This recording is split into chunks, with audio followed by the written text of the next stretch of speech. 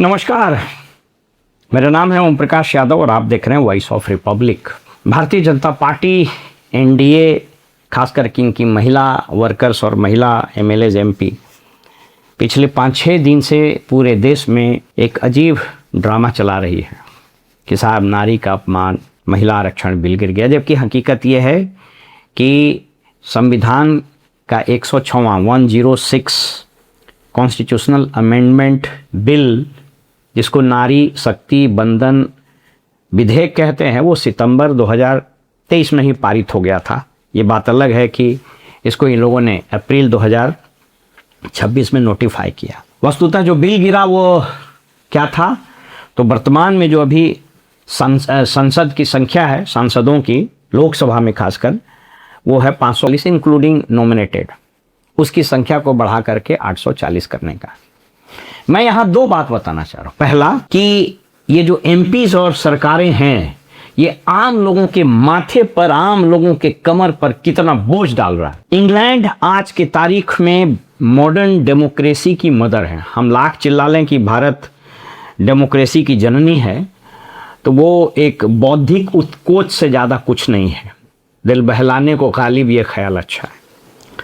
अब आप सोच करके देखिए कि 27 अप्रैल 1840 को इंग्लैंड के वर्तमान पार्लियामेंट हाउस का लेडी सारा बैरी ने फाउंडेशन स्टोन रखा था, जिसके आर्किटेक्ट दो वास्तुविद थे अंग्रेज, सर चार्ल्स बैरी और अगस्टस प्यूगिन। तो 200 साल हो गया, इंग्लैंड के पार्लियामेंट को नए भवन की जरूरत नहीं पड़ी। आप इनके सांसदों, इनके प्राइम मिनिस्टर, इनके लीडर ऑफ ओपोजिशन को बैठने के तरीकों को जरा देख लीजिए। हम आपको दिखा देते हैं आपके स्क्रीन पर। बेंच पर बैठे हुए हैं, सट के बैठे हुए हैं, वैसे ही बैठे हुए हैं जब जहां नाके पर लोग चाय पीते हैं, जहां ढाबे पर बैठ करके लोग समोसा खाते हैं, सट के बैठ गए। क्यों? क्योंकि वहां की जनता जागरूक है और जनता के टैक्स के खर्च करने के महत्व को ये लोग समझते हैं। ये बेंच पर बैठे हुए हैं और यहीं से बात निकली है ट्रेजरी बेंच और अपोजिशन बेंच। जो सत्तारूढ़ दल में बैठा रहता उसको ट्रेजरी बेंच बैठ बोलते हैं और जो विपक्ष में रहता उसको अपोजिशन बेंच बैठ। हमारे यहाँ 100 साल हुआ नहीं, नया पार्लियामेंट, हजारों करोड़ की नई बिल्डिंग का है, तो राजा बैठेंगे। मॉडर्न डे के ये लोग राजा हैं, राजे रजवाड़े हैं। चले गए हरि सिंह और महावत खान और भूपेंद्र सिंह, ये लोग चले तो गए नवाब, लेकिन इन लोग को छोड़ के चले गए। तो नया पार्लियामेंट बना लिया, पहले से पूरे प्लानिंग थी। नया बिल क्या था बिल ये, तो सिंपल इसको समझिए कि जो 545 एमपीज अभी हैं, इनकी संख्या को बढ़ा दिया जाए और इसको 850 कर दिया जाए और अकॉर्डिंगली सभी विधानसभाओं में जितने राज्य हैं यहाँ 28, सबकी विधानसभा में बढ़ा दीजिए। अब मैं आपको उदाहरण दे देता हूं इसका आम आदमी पर क्या असर पड़ने वाला था। यह समझना बहुत जरूरी है। मैं आपको स्क्रीन पर दिखा देता हूं। एक एमपी को 5 करोड़ रुपया मिलता है साल में, एमपी लैड का, जिसको वो खाता है पकाता है। 40-50% तो ऑफिशियल कमीशन है। तो 5 साल में 25 करोड़ रुपया होगा। एक साल में तकरीबन एक एमपी पर 2 करोड़ रुपया खर्च होता है।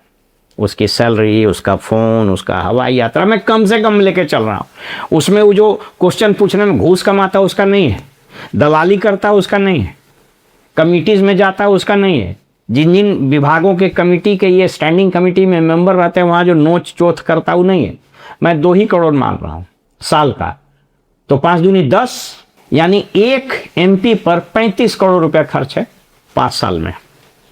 अब इसको मैं इससे गुना कर दे रहा हूं, लगभग 19,000 करोड़ रुपया, 20,000 करोड़ रुपया ये खाली एमपीज पर खर्च है। राज्यों के विधानसभा ये सबको जोड़ देंगे तो आप पागल हो जाइएगा। 28 राज्य हैं इस देश में, आप अगर कहेंगे तो मैं सबका बना दूंगा कि कितना बोझ आएगा पूरे देश की जनता पर। फिलहाल मैं लोकसभा का बता रहा हूं। तो ये 19,000 करोड़ रुपया खाली एमपीज पर खर्च है। इसमें संसद में जो अन्य सब्सिडियरी ताम झाम लंद फंद होता है उसका तो जोड़े ही नहीं, संभव ही नहीं है, मिलेगा ही नहीं। आप लगाते रहिए, आरटीआई लगाइएगा तो हो सकता है आपके पोता का समय चिट्ठी आए कि नहीं मिलेगा ये। अब ये भाई साहब लोगों को इसको बढ़ाना है कितना, 850, मैं फिर जोड़ देता हूं, यानी 305 बढ़ जाएगा। तो फिर मैंने बताया 1 पर 35, तो 305 पर यानी लगभग 11,000 करोड़ रुपए का ये बिल कुछ और नहीं था।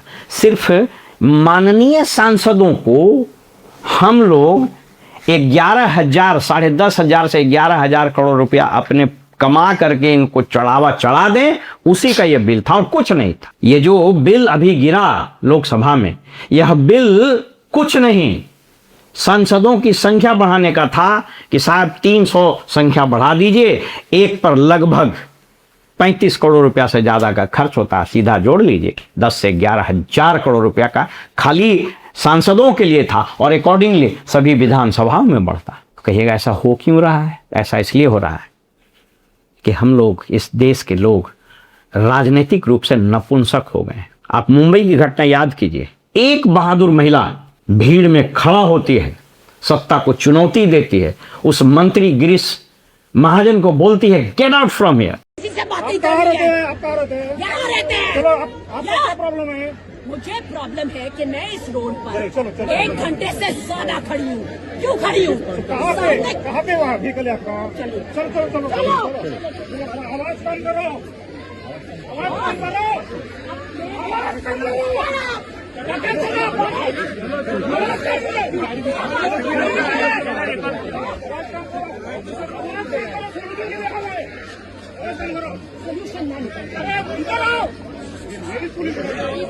ये जो महिला मोर्चा की कथित नेताएं लोग हैं, ये रोड जाम किए हुई थी, सारा पब्लिक तबाह। नपुंसकता का ये आलम कि वहां हजारों लोग खड़े थे, किसी ने उस बहादुर महिला का हौसला नहीं बढ़ाया, किसी ने उसका साथ नहीं दिया। और अब सुनने में आ रहा है कि एक घोस्ट कंप्लेंट दर्ज किया गया। घोस्ट इसलिए कि एक कोई कथित महिला वकील को खड़ा किया गया है, वो थाना में केस कर रही है कि साहब उसने अपशब्द कहे, वहाँ उसने हिंसा फैलाई, हम लोग को बाधा पहुंचाई, इसलिए उस पर मुकदमा, और वो हो भी जाएगा, देख लीजिए। वैसे ये सुखद बात यह है कि शायद पुलिस ने दर्ज नहीं किया। अगर ये पुलिस अपने विवेक से दर्ज नहीं किया है तब तो सैल्यूट है, लेकिन अगर राजनीतिक दबाव में या फिर अभी राजनीतिक दबाव में कर दिया तो किसी को आश्चर्य नहीं होना चाहिए। वैसे अभी लग रहा है कि जो पब्लिक आउटरेज है, सोशल मीडिया पर जो कैंपेन चल रहा है, उसके कारण शायद नहीं किया। मैं कहना यही चाह रहा हूं कि किसी नागरिक संगठन से, किसी मीडिया से, किसी प्लेटफॉर्म पर यह बात उठी कि क्यों हम अपने पॉकेट से तुमको 11,000 करोड़ रुपया खाली सांसदों के लिए बढ़ाने के बिल पर समर्थन दें? क्या हमने इसीलिए तुमको चुना था? क्यों नहीं 545 से काम हो रहा? मैं कहता हूं 545 भी नहीं, इसको घटा करके 200 करो। एक अदद फ्लैट आदमी खरीदता है, वो रहता है, उसके बच्चे रहते हैं, उसका बच्चा भी रहता है, और इनको 100 साल हुआ नहीं कि नया पार्लियामेंट चाहिए। हर साल नए बंगले बने। बिहार में देख लीजिए, सारे विधायकों के लिए नए बंगले, सारे मिनिस्टर के लिए नए बंगले। अंग्रेज के जमाना का बना हुआ बिल्डिंग, उसका कारपेट उखाड़ो, उसका सीढ़ी उखाड़ो, नतीजा सबके सामने है। मार्च की सैलरी नहीं मिली और ये लोग बैठ करके भाषण दे रहे हैं। इसलिए मैं कह रहा हूं कि जब तक नागरिक नहीं उठेगा, जब तक जेन जी नहीं उठेगा, जब तक लोगों से आवाज नहीं उठेगी, इन लोगों की मनमानी यूं ही चलती रहेगी। फिलहाल मेरा अपील मेरे चैनल को सब्सक्राइब करने से नहीं है। कर भी दीजिएगा तो क्या, नहीं भी कीजिएगा तो क्या, लेकिन मैं तो बात उठाऊंगा। मेरा प्रयास आपकी आत्मा को झकझोर करके उठाने का है कि यह आवाज़ उठनी चाहिए। ये जो चेहरे लगाए हुए हैं, एक चेहरे पे 2 चेहरे, इस पर आवाज़ उठनी चाहिए। और जब तक जनमानस नहीं जगेगा, तब तक हम और आप अभिशप्त भी हैं और अभियुक्त भी हैं इस तमाशा को देखने के लिए। फिलहाल हमें इजाज़त दीजिए। आप देखते रहिए, यदि अच्छा लगे तो वॉइस ऑफ रिपब्लिक। नमस्कार।